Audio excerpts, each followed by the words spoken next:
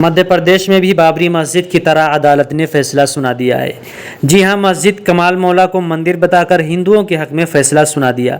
नाजरीन, इस खबर की तफसील भी सुनते चलें। आज की इस बड़ी खबर में हम बात करेंगे मध्य प्रदेश के धार शहर के मौजूद तारीखी भोजशाला और कमाल मौला मस्जिद मामले की, जहां हाई कोर्ट ने एक ऐसा फैसला सुनाया है जिसके बाद पूरे मुल्क में बहस शुरू हो गई है।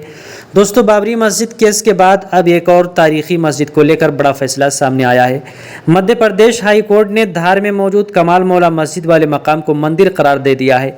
अदालत ने कहा है कि यह जगह असल में वाग देवी यानी सरस्वती मंदिर थी और यहाँ हिंदू फरीक को पूजा करने का हक भी हासिल है। यह मामला कई सालों से चल रहा था। हिंदू फरीक का कहना था कि यह जगह राजा भोज के दौर की एक कदीम दरसगाह और मंदिर था जहां संस्कृत की तालीम दी जाती थी। उन लोगों का दावा था कि बाद में यहां मस्जिद कायम की गई है। दूसरी तरफ मुस्लिम फरीक का कहना है कि यह सदियों पुरानी कमाल मौला मस्जिद है और यहां बरसों से नमाज अदा होती आ रही है। मुस्लिम फरीक ने अदालत में यह भी कहा है कि आसार कदीमा की रिपोर्ट पूरी तरह साफ और गैर जानिबदार नहीं थी। इस मामले में एक तीसरा फरीक भी सामने आया है और वो है जैन समाज। जैन बिरादरी का कहना है कि यह जगह पहले जैन मजहब से जुड़ी हुई थी और यहाँ मौजूद मूर्ति दरअसल जैन मजहब की एक अहम शख्सियत की है। अदालत ने अपने फैसले में ASI की रिपोर्ट का सहारा लिया। अदालत का कहना था कि पुरानी इमारतों और तारीखी सबूतों को देखते हुए ये जगह मंदिर के तौर पर पहचानी जाती है।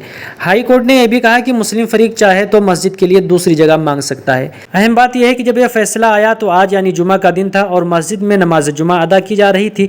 सख्त सिक्योरिटी के बावजूद हालात पुरअमन रहे और नमाज सुकून से मुकम्मल हुई।